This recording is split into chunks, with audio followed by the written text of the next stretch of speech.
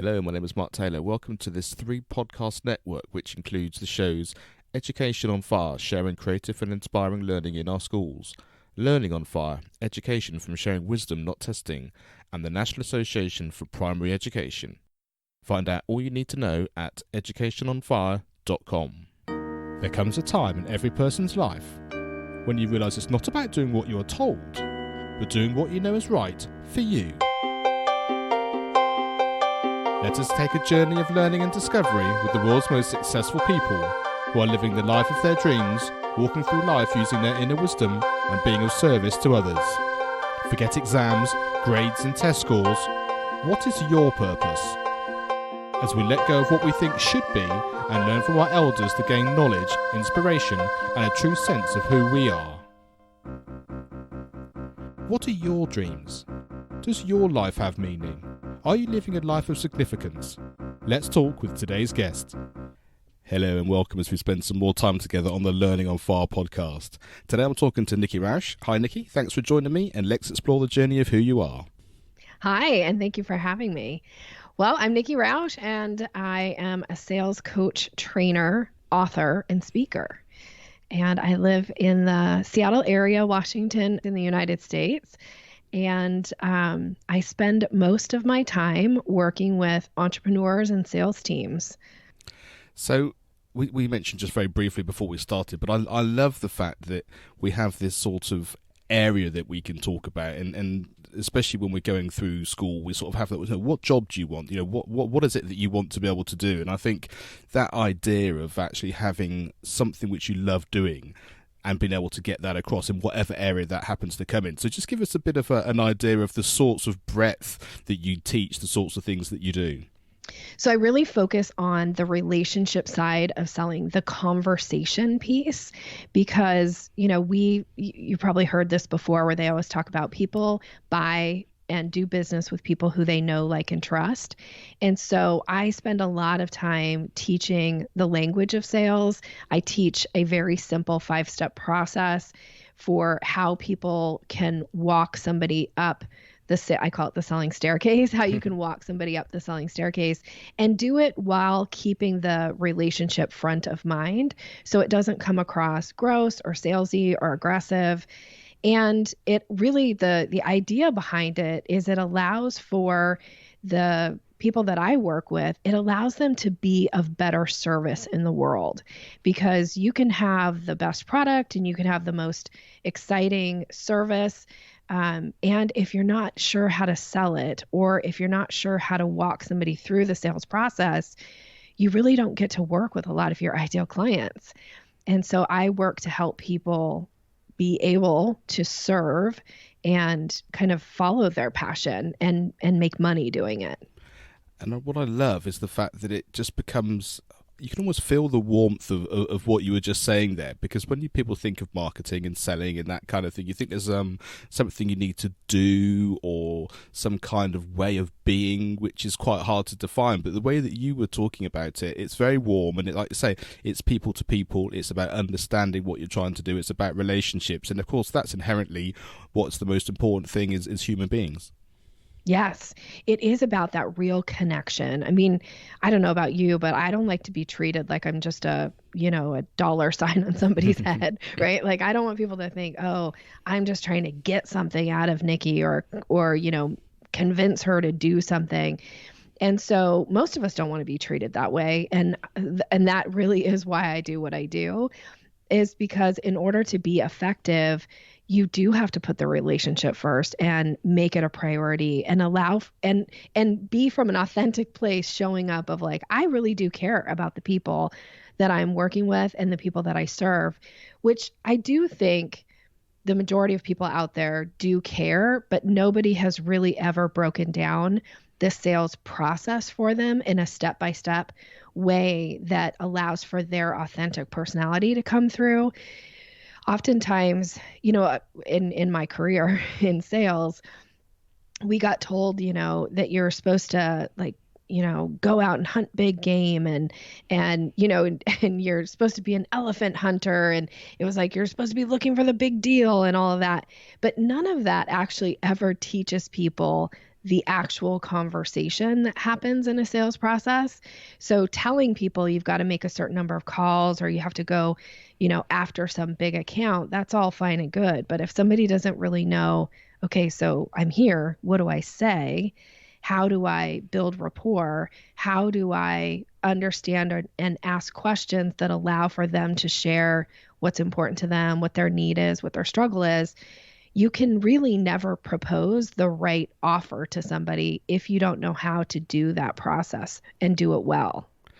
And I guess making 100 phone calls but never saying the right thing or having the opportunity to, like I say, to find out that information is just an awful lot of time wasted. You might have got through your quota, but you're not actually going to be giving any value to anybody, let alone get anything back. That's right. I started my sales career in what we call a dialing for dollars type position where it was about how many calls did you make every day. And, a lot of times in sales, they're like, get as many no's as you can, as fast as you can. Well, that seems like a huge time suck, to like spend time just calling people who've expressed zero interest in what you do. And then just trying to get them to say no as fast as possible so that you can move on and do the same thing to the next person. Like that doesn't feel very good to most of us.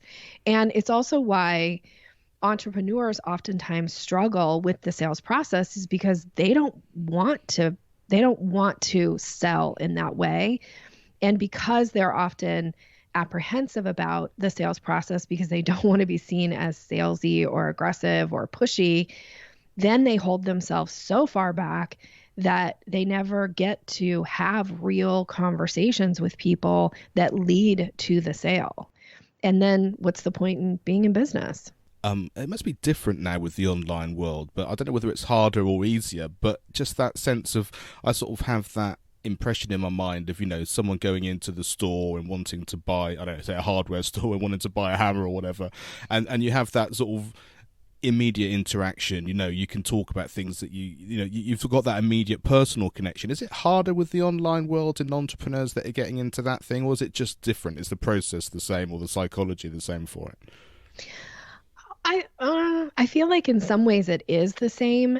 It really still is about making real legitimate connections with people. So it's easier in that it's easier to reach a broader audience now because of social media. I get to work with clients around the world, whereas probably, 20 years ago, I would probably just work locally. Right. And so you get to reach a broader amount of people, but you still have to make real connections with people. The downside of social media is that you can reach a bunch of people so you can get a 1,000 no's quicker, but that still doesn't lead to the sale, right? That doesn't actually get somebody in the process with you that allows for you to walk them through the process and earn their business. Yeah, no, I can really see that. And from your personal standpoint, you were talking about speaking and being an author and all of that. Is that something which is part of being in the sort of business that you're in? Do you find that very easy, or is there a development there because of the way you've got relationships and how people come to you? How did that sort of transition move from literally, like you say, that sort of dollar kind of making a call all the way through to being able to be on stage and affecting people in such a large way? Well, it wasn't intentional. I'll say that. When I started my business, I just thought I would work with people one-on-one. And then I started getting asked to speak, and also just kind of knowing, where you're a little bit about your format and how you talk about people's school experiences and things like that.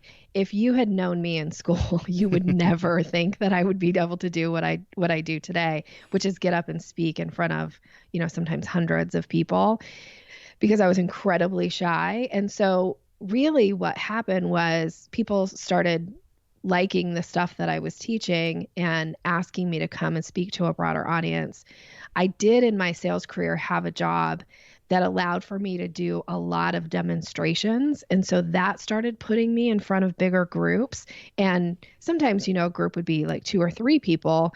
Sometimes it would be like 25, nothing like what I'm doing now. But it was really good practice ground for being able to put myself in what what was a very uncomfortable position and get used to being in front of a group, get used to speaking into a microphone. And then when I started my business and started getting asked to speak and getting asked to speak to bigger groups, it has been an incredible way for me to really connect with people initially, because when somebody gets to hear your voice and see your face and your body language, it allows for somebody who's sitting in the audience to go like, I really like her and I feel connected, or she's not for me. And either way is okay, but it allows for them to make a decision pretty quickly about me. And so it is an incredible source of where my new clients come from, is from speaking. I could really see that, and like I say, it's almost like it takes the facade away from everything, doesn't it? Because like I say, there's nothing like that human element there. They get to hear all the great stuff you've got to say, and they can, like I say, the body language and all those hidden gems which are really important too. It's their face value right in front of you. Yeah, yeah. And then the writing for me has always just been a way to express myself. Like I didn't really, I always have loved to write, but I didn't really ever think of myself as a writer. And I'm really kind of still embracing that, even though I'm on my third book. But writing has been a way for me to get my voice out into the world. And sometimes I write not even knowing, like, will anybody ever read this? And then when they do, I'm incredibly flattered. Yeah, there is some. I do find that as well a little bit from the podcast. Sometimes you sort of have that, you're talking, and it might be a solo show or when I'm interviewing someone, but the fact is it's there forever after that, and it's a snap point, a snapshot really of that particular time and that particular conversation and that relationship. Talking about how all these things are built on relationships, but it's always there, and people can come back, and then sometimes I get an email from someone who says, well, I really enjoyed this particular show, and you think, my word, that was like a year or so ago, but to them it's absolutely new, and I really love that fact. It must be the same when someone's reading the book. It's that for them, it's that first personal time. Yes. And like you said, though, for podcasting is such a powerful tool because I do go on podcasts and am interviewed on podcasts. People, same thing, will show up in my world or in my community in some way and be like, I just discovered you on a podcast that I was on like over a year ago. And like you said, to them, it's like, oh, this is brand new content to them, which is really exciting. I love that about writing a podcast, is that evergreen piece to it, is that people can find it at any time and connect to it. Yeah, it's lovely. And just interestingly there, as you mentioned the podcast, I've actually started listening to a podcast of someone I was actually watching YouTube videos of. And it's interesting the way people say about, there's content in various different formats, whether it's video or text or audio only. And it's a very different experience. It's interesting following someone for a long time, just watching videos, and it's sort of a group event. But there's something very personal about just putting your earbuds in and listening to it sort of late at night as I'm sort of getting ready for bed. I always did know that. I love podcasting is what I do. But it was interesting having that sort of black and white separation between, no, this is a video thing, and then actually having it as a separate entity and just listening to it as a podcast. I love that. I know I start to feel like, because I'm a avid podcast listener, and I feel like I talk back to them, like while I'm listening, like we're in a real conversation, which maybe is a little insight into my little bit of crazy, but I love to feel that connection through somebody's voice. The voice, I didn't really ever realize it until I started listening to podcasts, how much I enjoy listening to somebody's voice. Yeah, there's something about the inflection, and I think there's something about the humanity which comes through, which when you're only focused on that one thing, I think is a special thing. Yeah, and I really appreciate getting that opportunity to do it with you today. Well, thank you. So what does your life look like now, and how is it different from when you were growing up? Well, my life now is really great, frankly. I have an amazing partner who we've been together for 15 years and very much in love. And he's kind of the light of my life. And I didn't really growing up, I didn't come from, my parents always were in tumultuous relationships. And so that part of my life is very solid, which is very different from how I grew up. And then how I grew up was I was incredibly shy. I think I mentioned that. I remember in school, not really ever feeling comfortable making friends and just feeling so uncomfortable in my skin and who I was. And I am a very different person today in that I am quite confident in what I know and what I'm capable of. And not that I still don't have the, struggle with the imposter syndrome at stuff and at times like that, but for the most part, I know that I'm doing the work that I'm supposed to be doing. And so I would say I'm very satisfied in my life. And I did not have that growing up. I love to hear that, and I just think of everybody listening. And I certainly remember as a teenager going through, you're sort of ebbing and flowing about who you think you are or who you think you should be, and how you fit with the people around you, and all of that kind of thing. And I guess a lot of it is experience, isn't it, as you get older?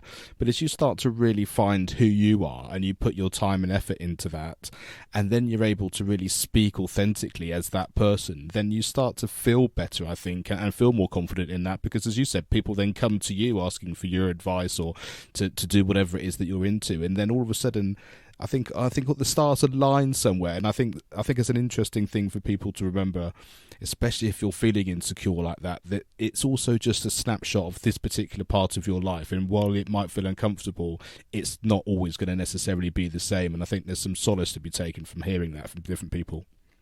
I agree. I mean, if somebody had told me when I was in high school that I would be a speaker and that I would get up on stage and willingly speak, not because I was forced to, I would have thought that person, I would have never believed them, because I used to do everything I could to get out of going to class when I had to get up and speak publicly.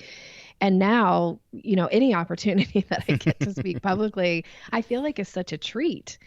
And so, if somebody had told me back in high school, like you're going to cherish the opportunities to get up and speak to a group of people and make an impact in the world, I would have been like, you're crazy. I'm definitely going to have a job where I don't even have to talk to people. So, yeah. Yeah, I love that. And I just think there's so much inspiration there for people listening there. What was valuable about your school experience? I think what was really valuable was figuring out that in a lot of ways, I think it's a little different today, but growing up, I'm 46. And so growing up in the school system, when I grew up, I was very much taught to visual learners. And I am not a visual learner. I'm a high kinesthetic learner. And I didn't learn that about myself until I was in my 30s. And so what I realized was traditional school wasn't really the best fit for me, but I did find a way to make it work. Like sometimes I struggled through, and then other times, when you had a really great teacher or somebody who was willing to pay attention to what your needs were, that allowed for me to thrive in certain areas. But one of the things that happened for me in school was that I got involved with, it was called drill team at the time, and then dance team. And that was where I really found an opportunity to express myself, but again, not having to speak publicly, but it was like dancing in front of groups of people. And that school experience really helped build my confidence that even though I was, doing things with people who had, like most of the people that I was on these teams with, had been doing it for years and years. And I didn't have that kind of background. Like I didn't grow up getting to go to dance class and things like that. And so it allowed for me to start to realize that I may be I was like a slow burn, I would say. I had this ability I would work really hard. And because I was willing to work really hard, I would see that I could get better and better and better, and then eventually reach a point within a pretty quick time. I mean, at the time, it probably felt like forever for me, but in a pretty short amount of time, I could start to stand next to people who had years of experience in whatever it was that we were doing, and be be a competitor. And so that was a really good learning experience for me, because it's kind of brought into my life now. Anytime there's something I don't know how to do, but I know if I could learn how to do it, then I could exceed at it. It just kind of brings it forward to me to go like, I'm going to have that slow burn. I'm going to start out and I'm going to fumble and I'm going to look really clumsy. And at some point, things are going to start to click and I'll be able to stand shoulder to shoulder with the people who've been doing it for years and be a competitor. And it really is why that sort of broad curriculum is important, isn't it? And all the exposure you get to lots of things at school. It's why it's so heartbreaking when you hear of all the cuts in music and dance and drama and those things, because I think it really gives children a chance to have that expression and to get their voice out there, whatever that happens to be. And so I think that's really important. So even if you feel like there's a particular subject you don't like the most of or whatever, focus on the things that you are enjoying. And like you say, it doesn't have to be that I liked this particular subject because I got this grade. It's like I like this particular aspect of school because it gives me something. And I think when you can see the school as a whole, I think that's a really beneficial thing. And just one thing that you were saying, which I'd like to pick up on in terms of the different types of learning. How does that sort of transport into how you learn things now? Because obviously you're now very aware of the best way of learning. Just describe for people the difference between sort of how it was for you from a school learning perspective and that different type of learning, which obviously then helped you as you got older. Well, so one of the things I've learned in all of my years of study, and I have a background in neurolinguistic programming, and it was really when I started studying NLP that I learned that there's people who are high visual learners, people who are high auditory learners, and people who are high kinesthetic learners. And each one is a spectrum. And so you might have kind of a dual strength. Very few people are like even across the board, right? The same visual, same auditory, same kinesthetic. And traditional school is like, the teacher stands up, she gives a presentation, and then she wants you to go and like recall it and put it into practice, right? Do the homework, do the test. And so it was always taught to, strong visual learners, but I'm a kinesthetic learner. I'm the kind of person who has to actually do it, but make mistakes doing it and then have my mistakes like corrected and me correct them and then, try again. And so this idea that I have to do something, you can't demonstrate something to me and expect for me to pick it up. It's just not the way my brain works. I have to actually do it in order for it to really make sense for me. And so now I know that about myself, which is another reason why I tend to kind of dive into something when I want to learn it. I know I have to just start and do it because I'll fumble my way through and I'll make huge mistakes, but it's the doing that works really well for me. Whereas somebody else who maybe the doing they're not as high in that, like they've got to have some way to visually learn it. And the great thing about, now is we've got YouTube, which is great for visual learners. You can go watch somebody do something.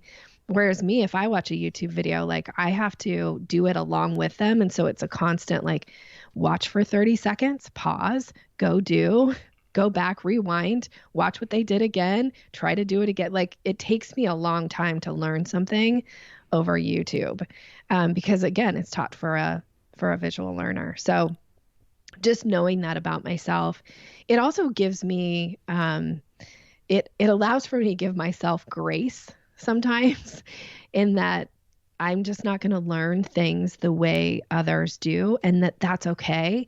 And it also, I think, allows for me to be a better trainer now in my work when I'm teaching selling skills, because I'm looking always what's going to make it click for the other person. And I'm always happy to make adjustments and offer different ways for people to do things or different ways for people to say things because I know that we all are a little different in that way. I think you can take a lot away from that when depending on how you learn. I find the same thing a lot when I'm teaching drums and percussion within a school or even privately.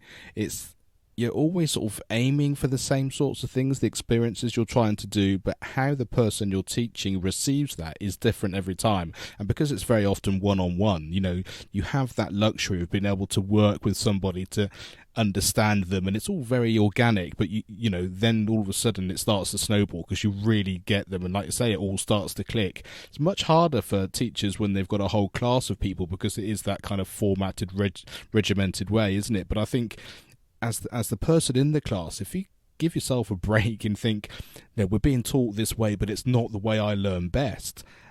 I think then you can start to say, I think what you said was perfect. That being able to give yourself some grace and say, yeah, I know this is what's happening and why it's the case, but actually it's not about me not being able to do it. It's about me just needing to do it in a different way. And once you understand that, then everything starts to fit into place. And then to go full circle, like you say, it now becomes one of the biggest assets you have in terms of what you do for your job. But in as much as you know exactly what that's like because you've been there and done it. And then all of a sudden it was a gift rather than a hindrance. Mm-hmm. Well, and I think classrooms have gotten so much smarter, and teachers, I think teachers are committed to making it as easy as possible for students to learn. And so now, they've got projectors in every classroom. So there's your there's your visual component. Oftentimes now they put microphones in the classroom because there's tons of studies that have proven just by miking a teacher, even if it's a smaller classroom, you don't get like that fatigue in your ears if a teacher is speaking loudly. If they can just speak in their normal speaking voice, it's actually more, you learn better that way. And so they've put, those into the classrooms now where teachers are mic'd. And then now they've started these one-to-one where kids are actually, in some classrooms now, they've got some type of an iPad or some type of a device, and that they're going along with the teacher. And so I just think classrooms have gotten so much better, and there's so much opportunity now for the different types of learning.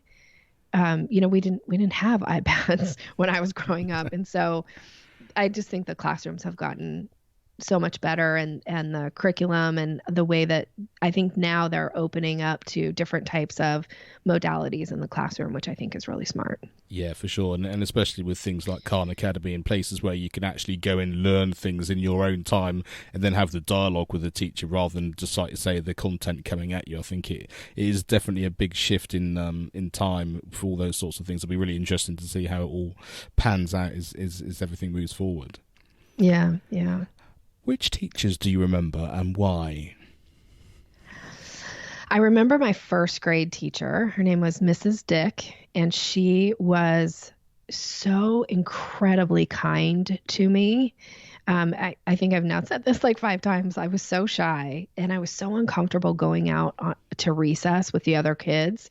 So there were times where she would let me stay in recess, which recess for her was probably time to grade papers and probably have a break and all those things. But oftentimes she would let me sit with her, and she would talk to me like I was just, a real person. And I'll never forget her. She made such an impact on me, and the way that she just treated me and made me feel really special, but also didn't make me feel like an outcast either, right? That there was nothing wrong with me, that I was totally fine, and that I was still kind of like finding my footing in school.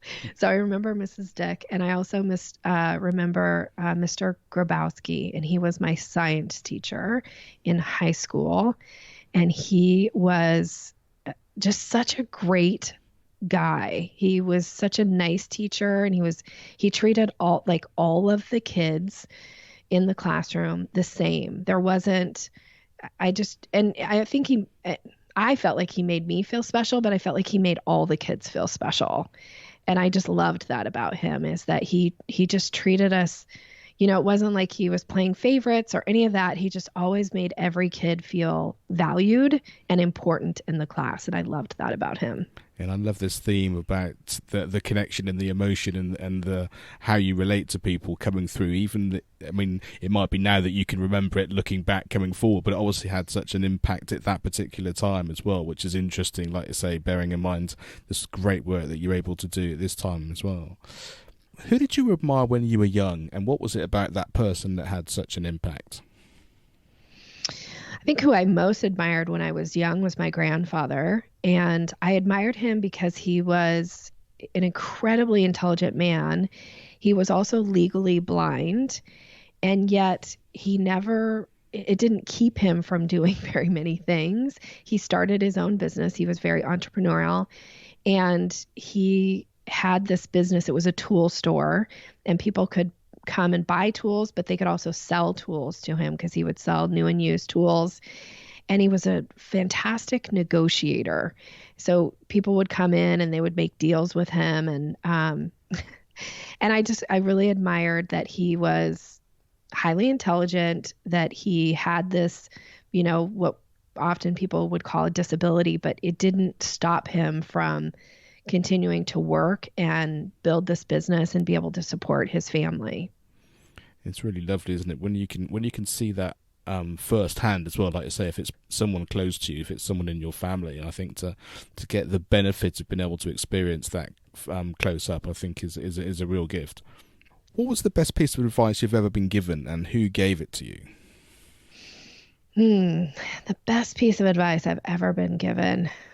Well, what comes to mind is I was really lucky in that I had an incredible sales mentor for over 20 some years. A man, his name is Rush Short, and he passed away last year. And he was just this incredible mentor to me.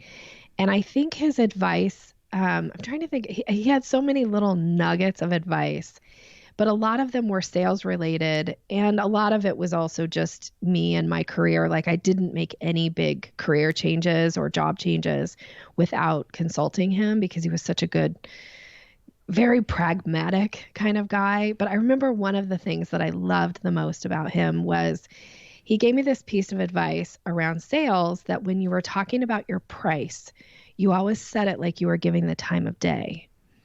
Because if you had any hesitation in your voice about what the price was, that it would send the message to the other person that you either weren't sure about the price or the pricing was negotiable in some way.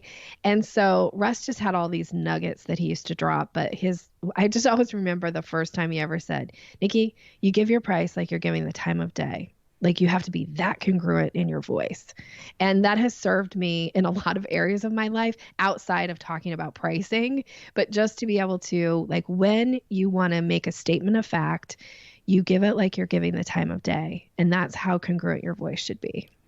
I think that's a fantastic piece of advice, and the thing that really strikes me is the fact that I can understand what it's like from the other side. You know, those times when someone asks you how much does you charge for this or whatever, and you can almost feel the emotion coming up, which comes out in your voice or has an effect on the overall conversation. And to actually have something like that in your mind, so that you understand it and that you're prepared for it, and you can practice it in a way that becomes almost second nature. I think, yeah, it's absolutely fantastic. Yeah, he was amazing. What advice would you give your younger self now? To write more. I wish I had started like really embracing that side of myself. I started to do it when I was younger, and then I think I started to not really believe that I was capable of writing, but I wish if I could tell my younger self, like, you are a writer, and write everything, write stories, write your story, anything you want to write, like write it and keep it organized in some way so you can go back to it and pull it forward later in life, because it will serve you your whole life to recognize that side of you. And what does your future look like? Well, my future looks like that I get to continue to do the work that I love with the people. I'm really, I say this a lot, like I am so blessed in the clients that I get to work with. And so I would like to reach a broader audience. I have a membership platform for training for sales, and it's called the Sales Maven Society. And my future looks like 2,000 members in that society of people who are committed to honing the relationship side of selling and being really proficient at it. And in terms of the membership and the people that you do work with, I mean, does it really have a vast range of types of things that they're actually selling, as in terms of it, some bricks and mortar, some of it online? I mean, can you just give us a little bit of a range of the sorts of people that would be interested in that actually are already involved? It really needs to be people who are making real connections with people. So if you're having sales conversations, this training will benefit you. This society will benefit you. If you are just selling product over the internet or like in an Etsy shop or something like that, you may still find some benefit of it, but it won't be the same level of benefit as if you're having conversations in the sales process. So even if you have consulting, if you're offering a consultation on your website for someone to get on a call with you, this kind of training benefits you. If you're going out and networking and meeting people, the training that I teach will benefit those people. So yeah. And finally, what podcast, book, video, film, song, or resource has had the biggest impact on your life, and why was that? Well, in the last few years, the podcast that has had one of the biggest impacts on my life has been The Flipped Lifestyle with Shane and Jocelyn Sams, which is where you and I met, was at their event. Absolutely.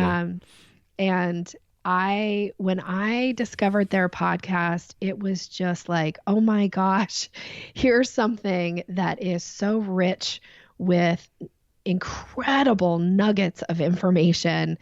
And of course, I listen to the podcast when I'm driving. And it's their podcast that oftentimes I feel like I need to pull over and make notes of the suggestions and the things that they give in there, because it is just so rich with incredible advice and suggestions. And I love them, and I love their podcast.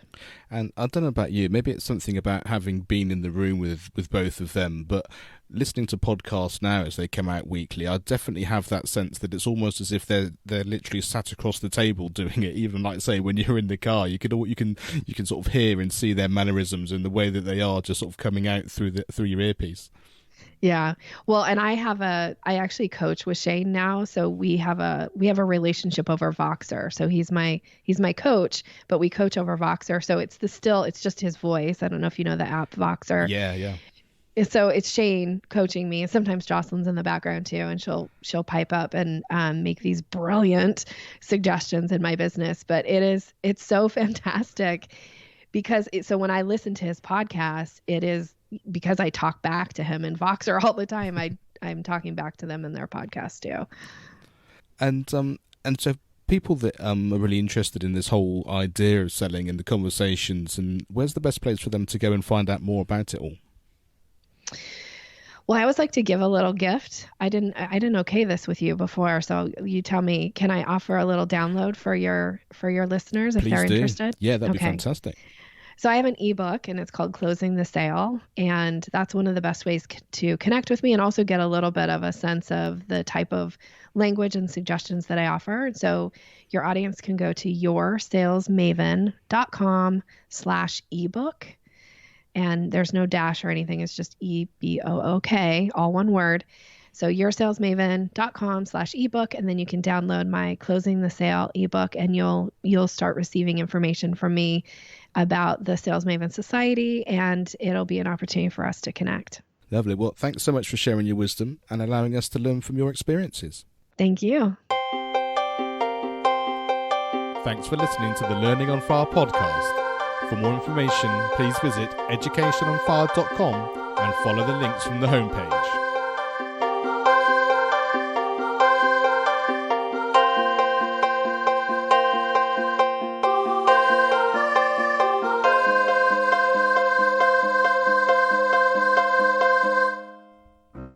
Education is not the filling of a pail, but the lighting of a fire.